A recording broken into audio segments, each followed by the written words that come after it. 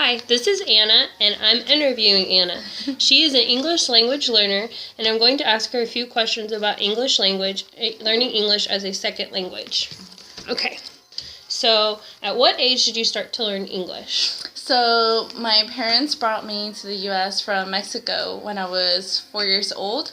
So the first time I was really introduced to English because we spoke Spanish at home was when I entered kindergarten. So I was around like 5, 6 years old when I started to learn English. Okay. And how did you feel during this experience? Were you scared, intimidated, excited? I was really scared because I was like in a new country with all these like new experiences. So I was definitely very scared at the beginning of learning English. And when your first school that you were at, did they have the support you needed, or did you have to go somewhere else? No, the first school I went to was actually had all English staff, like no one spoke Spanish, so it was like the worst experience. Right. But then thankfully I was able to transition into another school that they had a bilingual program where they had people that spoke my language, my home language, which is Spanish. So I was able to get like that support that I needed to learn. Awesome. How many years do you think it took you to be fluent? Well, according, I guess, to like the way the school system worked, I transitioned from a bilingual classroom in fourth grade. So fourth grade was the first year where I had classes that were all in English. There was no Spanish involved. Okay. So I would say I guess that's when, but I felt pretty confident in Spanish in English. Probably like second, third grade. Yeah. I would say that 4th to 4th grade is a good amount of time to adjust. I think that's awesome. Okay, so, and then do you think because you learned English at such a young age, you were more successful in learning and understanding versus learning it at an older age? Like you just got to hit it right off the bat and were submerged in the culture. Oh, yes, for sure. Because I felt like not only was I getting support at school, but then also like since English is all around us, and I was living in the United States, like I was able to like get it through like TV and like other like forms, even though we didn't speak it at home.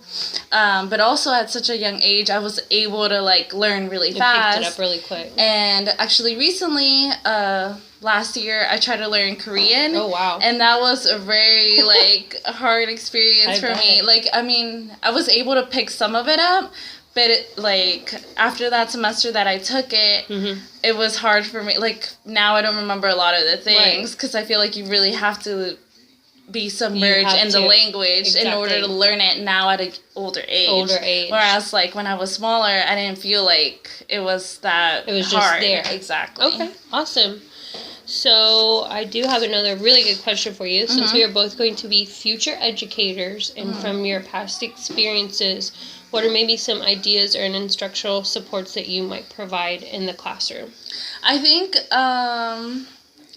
I were to, for people that English is not their first language, I would try to provide as much as like help in their home language if possible. Like I know in the school that I'm in right now, we have a lot of Nigerian students. Oh, wow. And what we try to promote is like, let's say whenever we do like partner work, like maybe partnering them up together. So if they don't necessarily know how to explain, communicate in English, or they don't feel comfortable, they can talk to each other in their home language. That's awesome. Yeah, and then that way, like, it kind of promotes that idea of like, it's okay to speak something else, you know, we're all here to learn. That's awesome. Okay. What about as far as materials, like using like a lot of graphic organizers or having like a chart with, you know, the English word on one side and then their language on the other side and using that. And then also providing like teaching the classroom, so you do have people from Nigeria or China or Mexico